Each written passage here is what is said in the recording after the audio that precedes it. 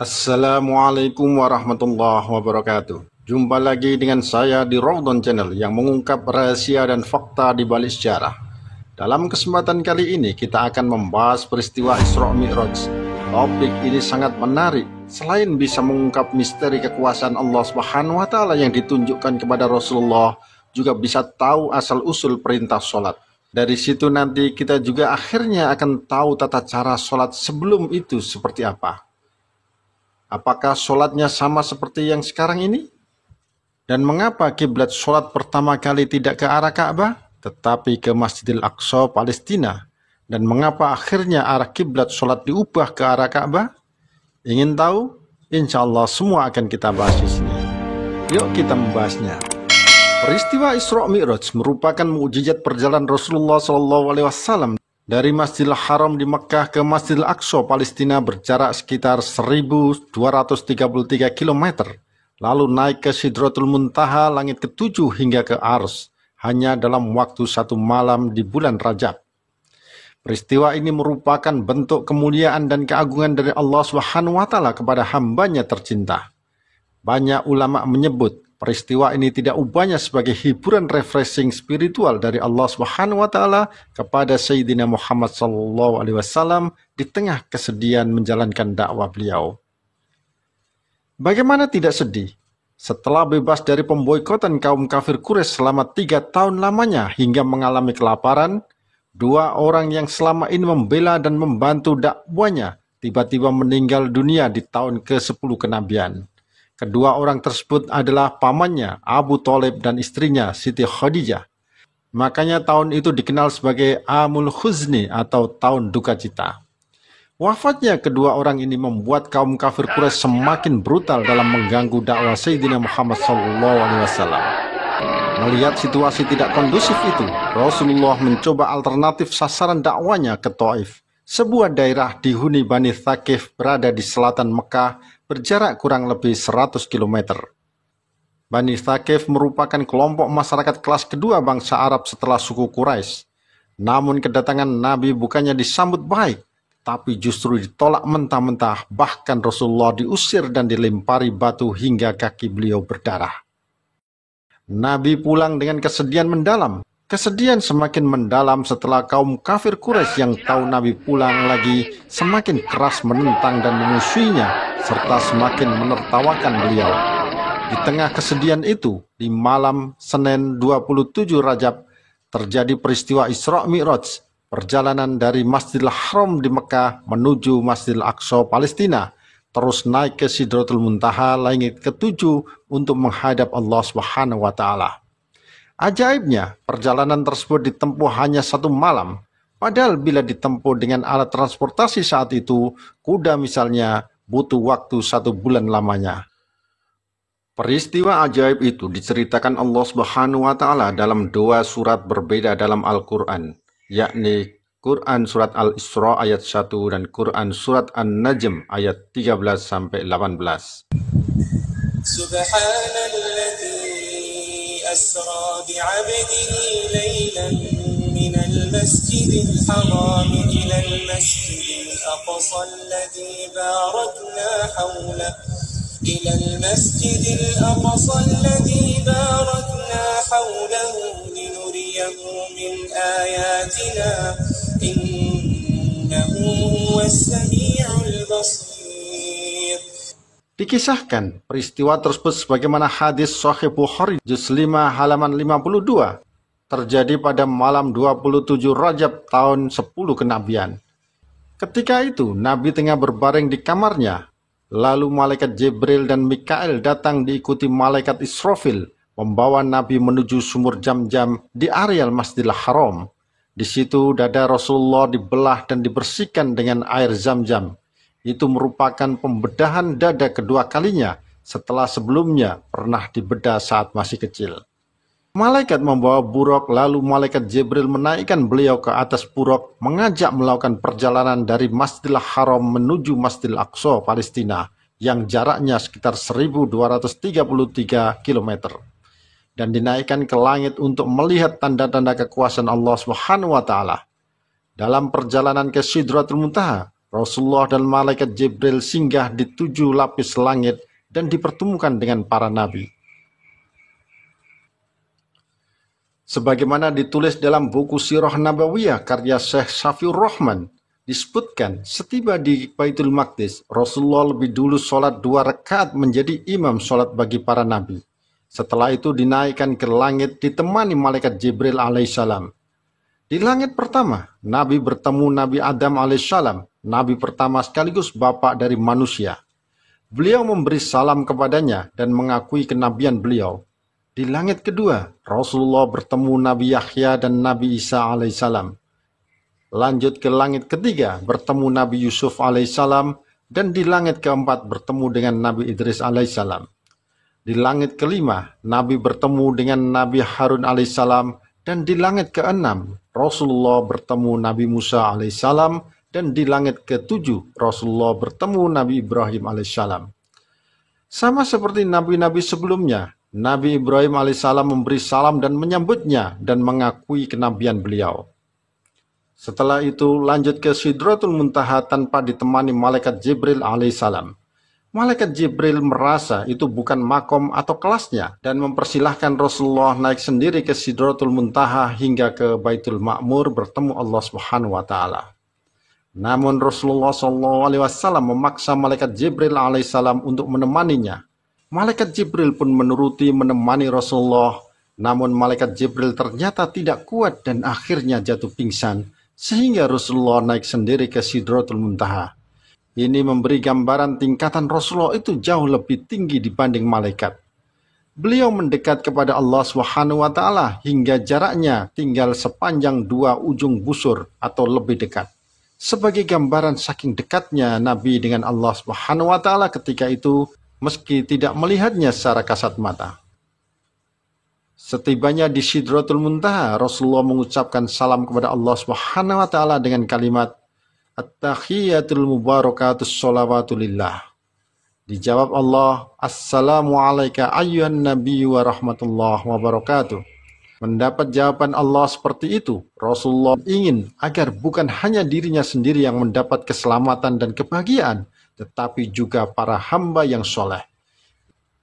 Inilah bukti mulianya hati dan akhlak Rasulullah yang tidak hanya mementingkan dirinya sendiri dengan menjawab Assalamu alayna wa ala ibadillahi sholihin. Malaikat yang menyaksikan kemuliaan akhlak Rasulullah itu pun akhirnya mengucapkan 2 kalimat syahadat. Begitu seterusnya. Dialog Rasulullah dengan Allah Subhanahu wa taala dan syahadat para malaikat inilah yang kini menjadi bacaan tasyahud dalam sholat. Sehingga bila seorang hamba mau merenungkan rutinitas sholatnya, maka setiap menjalankan ibadah sholat itu sama artinya dengan menghadirkan situasi Sidratul Muntaha yang sangat sakral sebagaimana pertemuan Rasulullah dengan Allah Subhanahu wa taala tersebut.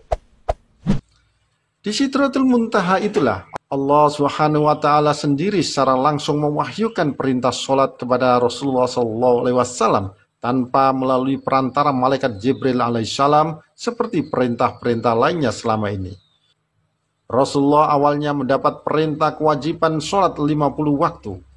Rasulullah pun turun. Saat turun melewati Nabi Ibrahim di langit ketujuh, bapak para nabi itu tidak mempersoalkan perintah sholat 50 waktu. Tetapi begitu turun lagi melewati Nabi Musa di langit keenam, Nabi Musa menghampiri Rasulullah dan bertanya, "Apa yang diperintahkan kepadamu?" Rasulullah pun menjawab, "Aku diperintahkan sholat 50 kali setiap hari." Mendengar jawaban itu, Nabi Musa alaihissalam menyarankan Rasulullah kembali naik menemui Allah Subhanahu wa taala, meminta keringanan karena dinilai umat Nabi Muhammad tidak akan sanggup melaksanakan kewajiban itu. Nabi Musa alaihissalam membandingkan dengan umatnya yang jauh lebih kuat saja tidak sanggup melaksanakannya. Rasulullah pun menoleh ke malaikat Jibril alaihissalam yang menemani, seperti meminta pendapatnya. Malaikat Jibril mengisyaratkan persetujuannya, sehingga Rasulullah kembali naik menemui Rabb-Nya dan diberi keringanan 5 waktu menjadi 45 waktu sholat. Sama seperti sebelumnya, begitu turun lagi melewati Nabi Musa di langit ke-6, Nabi Muhammad SAW dihampiri dan ditanyai lagi, lalu disuruh kembali naik meminta keringanan lagi kepada Allah Subhanahu wa taala karena dinilai umat Nabi Muhammad tidak akan sanggup melaksanakan 45 waktu sholat. Rasulullah pun kembali naik meminta keringanan dan diberi, namun disuruh kembali lagi hingga bolak-balik sebanyak 9 kali, sehingga tinggal 5 waktu sholat.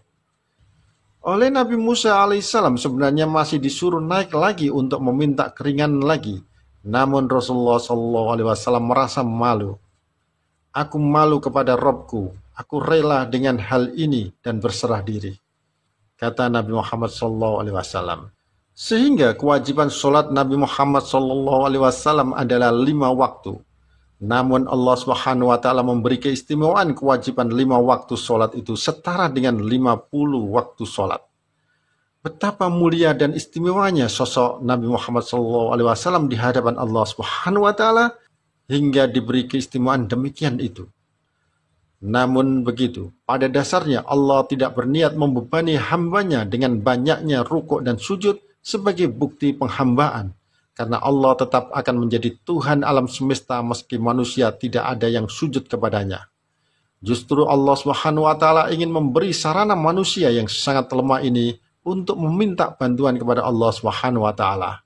Jadi, sholat itu pada dasarnya adalah kebutuhan manusia sendiri, bukanlah kewajiban. Setelah dari Sidratul Muntaha, Nabi turun naik buraq ditemani malaikat Jibril alaihissalam kembali ke Masjidil Aqsa Palestina dan lanjut menuju Masjidil Haram di Mekah. Setiba di Masjidil Haram Mekah, Nabi menuju rumah sepupunya Ummu Hani. Beliau lalu menceritakan perjalanannya dalam peristiwa Isra Mi'raj pada Ummu Hani. Nabi pun berniat menyampaikan itu kepada orang-orang kafir Quraisy, namun dicegah Ummu Hani karena khawatir orang-orang kafir Quraisy akan semakin menertawakan cerita yang menurutnya tidak masuk akal tersebut. Dan benar, di saat Nabi duduk bersandar di Masjidil Haram memikirkan peristiwa besar Isra Mi'raj semalam, tiba-tiba pemimpin kaum kafir Quraisy, Abu Jahal, datang menghampiri beliau. Abu Jahal yang diceritai itu pun tertawa terpingkal-pingkal. Mungkin dalam pikiran Abu Jahal, bagaimana bisa Rasulullah melakukan perjalanan sejauh 1233 km hanya dalam waktu 1 malam?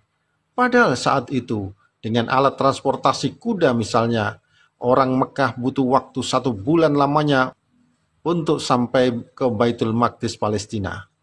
Dan itu masih belum lagi ditambah perjalanan ke Sidratul Muntaha, langit ke-7. Mana mungkin, pikir Abu Jahal ketika itu. Namun Abu Jahal sangat cerdas sekaligus licik. Cerita Nabi itu pun langsung dimanfaatkan Abu Jahal untuk menyudutkan Rasulullah SAW di hadapan kaum kafir Quraisy, sehingga akan menjadi cemoohan. Abu Jahal pun mengundang kaumnya untuk datang mendengarkan cerita Nabi yang dianggap gila itu untuk menertawakannya bersama. Bagi Abu Jahal, ini kesempatan emas untuk semakin memojokkan Rasulullah, sekaligus meyakinkan kepada masyarakat Mekah kalau Rasulullah selama ini memang tukang bohong dalam rangka mementahkan dakwah beliau. Sungguh ini menjadi dilema sekaligus ujian berat bagi Rasulullah SAW dalam dakwanya. Namun, baginda Nabi Muhammad SAW tetap menceritakan apa yang dialami dalam peristiwa Isra Mi'raj, meski pengikut-pengikutnya juga mulai terpengaruh meragukan atas peristiwa tersebut. Bahkan di antara mereka murtad kembali menjadi kafir lagi.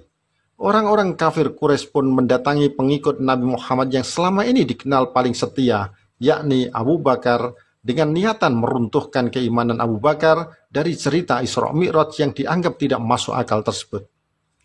Dalam benak pikiran Abu Jahal, bila Abu Bakar bisa diyakinkan untuk tidak percaya lagi kepada Rasulullah, maka habislah dakwah Nabi selama ini karena orang sudah tidak percaya lagi pada Rasulullah SAW. Abu Bakar lalu pergi ke Masjidil Haram, tempat orang masih berkumpul di sekitar Nabi menyatakan ketidakpercayaan mereka. Abu Jahal meminta Rasulullah untuk menceritakan kembali peristiwa Isra Mi'raj yang dialami di hadapan Abu Bakar dan oleh Nabi diceritakan ulang. Di luar dugaan, Abu Bakar yang mendapat cerita Isra Mi'raj itu justru membenarkan sepenuhnya apa yang disampaikan Nabi. Dalam buku Sirah Nabawiyah karya Abu Hasan Al-Ali disebutkan Abu Bakar menyatakan, "Demi Allah, jika Rasulullah mengatakannya, maka sungguh beliau adalah orang yang benar." Tegas Abu Bakar penuh keimanan. Dengan penuh keimanan, Abu Bakar juga meminta kepada Rasulullah untuk menggambarkan Yerusalem sebagai bukti di hadapan kaum kafir Quraisy kalau Nabi pergi dan pulang ke sana di malam yang sama. Nabi setuju menyampaikan semuanya, termasuk menceritakan rombongan kafilah Quraisy yang kini tengah melakukan perjalanan pulang dari Syam, Palestina, ke Mekah. Orang kafir Quraisy terheran-heran karena tidak lama setelah Nabi bercerita, rombongan kafilah yang diceritakan Nabi itu pun tiba di Mekah dan kondisinya persis seperti yang diceritakan Nabi. Abu Bakar pun langsung berkata, "Saya percaya pada engkau ya Rasulullah, engkau selalu mengatakan yang sebenarnya." Nabi sangat senang dengan keimanan Abu Bakar sehingga beliau memberinya gelar As-Siddiq pada Abu Bakar yang artinya membenarkan. Ini adalah gelar paling dihargai Abu Bakar yang dia pertahankan selama sisa hidupnya. Meski begitu, kaum kafir Quraisy tetap ingkar dan menolak kebenaran dakwah Nabi. Namun penolakan kaum kafir Quraisy tetap tidak menghalangi Nabi dalam menyampaikan risalah Allah Subhanahu wa taala. Nabi pun semakin gencar mendakwakan Islam ke tempat-tempat keramaian seperti Pasar Ukas, Dumisna, dan lainnya, termasuk di musim haji. Sejak itulah Nabi dan umatnya menjalankan kewajiban sholat 5 waktu, yakni zuhur, asar, maghrib, isya, dan subuh di tahun ke-10 kenabian. Sementara syariat sholat Jumat belum memungkinkan dijalankan di Mekah karena kondisinya tidak memungkinkan, dan baru dilaksanakan Rasulullah bersama sahabatnya saat tiba di lembah Bani Sulaim, tidak jauh dari kota Madinah dalam perjalanan hijrah ke Madinah tahun ke-14 kenabian seiring turunnya wahyu Quran Al-Jumu'ah ayat 9.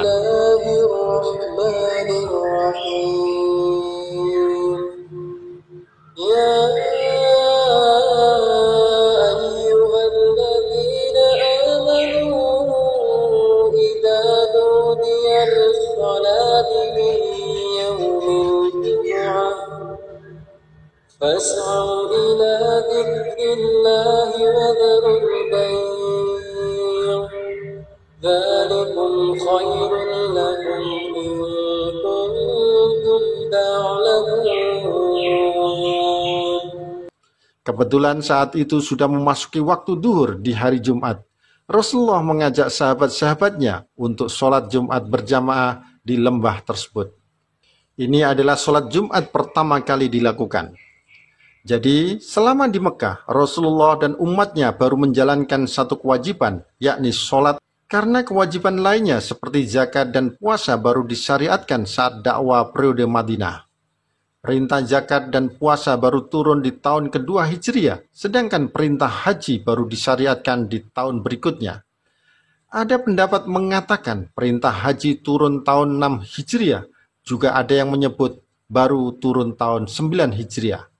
Namun faktanya umat Islam pertama kali menjalankan ibadah haji adalah tahun 9 Hijriah dipimpin Abu Bakar As-Siddiq sebagai Amirul Hajj setelah peristiwa Fathu Mekah, dan saat itu Nabi tidak ikut haji. Rasulullah SAW baru melaksanakan haji di tahun ke-10 Hijriah sekaligus sebagai haji wada, haji perpisahan sebelum meninggal dunia. Nah, yang menarik, meski perintah sholat turun di saat Rasulullah masih berada di kota Mekah, namun kiblat sholat pertama saat itu bukanlah ke arah Ka'bah di Masjidil Haram, Mekah, tetapi ke arah Masjidil Aqsa, Baitul Maqdis, Palestina. Posisinya berada di utara Mekah, sehingga Sayyidina Muhammad SAW dan umatnya sholat menghadap ke arah utara Mekah. Namun begitu dalam praktiknya, Rasulullah seringkali menunaikan sholat mengambil posisi berada di selatan Ka'bah sehingga arah kiblatnya menghadap ke Ka'bah sejajar arah Masjidil Aqsa di Palestina. Ini adalah tempat paling favorit Rasulullah dalam setiap sholatnya. Masjidil Aqsa menjadi kiblat sholat bagi umat Islam cukup lama. Bahkan saat Nabi berada di Madinah, umat Islam masih sholat menghadap Masjidil Aqsa Palestina. Hingga di tahun kedua Hijriah, arah kiblat sholat baru berubah.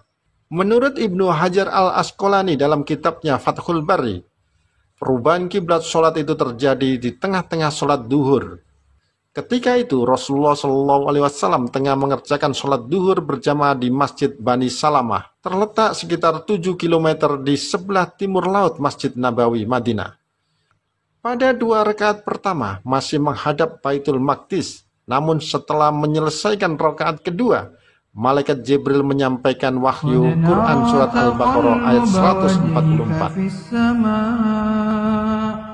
فلنولينك قبلة ترضاها فول وجهك شطر المسجد الحرام وحيث ما كنتم فولوا وجوهكم شطره وإن الذين أوتوا الكتاب ليعلمون أنه الحق من ربهم وَمَا اللَّهُ بِغَافِلٍ عَمَّا يَعْمَلُونَ. Begitu menerima wahyu ini, Rasulullah SAW langsung berpindah 180 derajat. Kiblat sholat duhur yang awalnya menghadap ke arah Masjidil Aqsa yang berada di utara Madinah, diubah ke arah Masjidil Haram Mekah yang berada di selatan Madinah. Perubahan arah kiblat di tengah-tengah sholat itu diikuti semua jamaah. Atas peristiwa itu, Masjid Bani Salamah ini kemudian dikenal sebagai Masjid Qiblatain yang memiliki 2 kiblat. Yang lebih penting lagi untuk disimak adalah bagaimana sholat Rasulullah sebelum Isra Mi'raj. Sejumlah riwayat menyebutkan bahwa Rasulullah sebelum Isra Mi'raj melakukan sholat sebanyak 2 rakaat pada waktu subuh dan 2 rakaat di waktu sore. Ibnu Jarir dan Ibnu Abi Hatim meriwayatkan bahwa khusus Rasulullah diwajibkan untuk ibadah sholat semalaman. Kewajiban itu dilaksanakan oleh Rasulullah selama 10 tahun selama berada di Mekah sebelum Isra Mi'raj. Ibadah sholat semalaman diikuti oleh sekelompok sahabat. Karena dirasa berat, Allah menurunkan wahyu Quran Surat Al-Muzammil ayat 20 sebagai bentuk keringanan bagi umat Islam untuk melakukan ibadah sholat pada sebagian malam saja. Kewajiban sholat malam pada gilirannya dihapus dengan turunnya perintah kewajiban sholat 5 waktu pada peristiwa Isra Mi'raj. Dalam peristiwa Isra Mi'raj tersebut, Rasulullah bukan hanya mendapat perintah sholat 5 waktu, tetapi juga menyaksikan surga dan neraka sebagai bukti hal tersebut adalah nyata adanya. Banyak peristiwa yang diperlihatkan pada diri Rasulullah meski hanya semalaman. Syekh Mutawalli As-Sa'rawi dalam kitabnya Al-Mu'jizatul Kubra fil Isra Mi'raj memaparkan di antara peristiwa yang diperlihatkan adalah adanya sekelompok orang yang lidah dan bibirnya terus dipotong dengan gunting terbuat dari api. Tumbuh lagi, dipotong lagi, tumbuh lagi, dipotong lagi. Begitu seterusnya. Malaikat Jibril menjelaskan bahwa mereka adalah para penceramah yang suka menebar fitnah dan mengajak manusia ke jurang kesesatan. Rasulullah juga melihat sekumpulan orang yang kepalanya dipecahkan. Setelah itu kepalanya kembali seperti semula tetapi dipecahkan lagi. Adegan itu terus dilakukan. Malaikat Jibril menyebut ini merupakan balasan bagi orang-orang yang malas mengerjakan sholat. Nabi juga melihat sekumpulan orang yang minum nanah yang keluar dari para penjina. Malaikat Jibril memberitahu mereka itu adalah orang yang selama hidup suka minum minuman khamr yang diharamkan di dunia. Selanjutnya, Nabi melewati sekelompok orang yang disiksa dalam bara api dengan kondisi dubul dan kubulnya disumbat hingga membuat perutnya terus membengkak hingga sebesar unta. Mereka terus memakan buah berduri dan batu dari bara api. Malaikat Jibril menjelaskan, mereka itu adalah perumpamaan orang-orang yang tidak mau mengeluarkan sedekah. Mereka hanya memikirkan bagaimana uang terus masuk ke kantong mereka tanpa mau membagi dengan orang lain.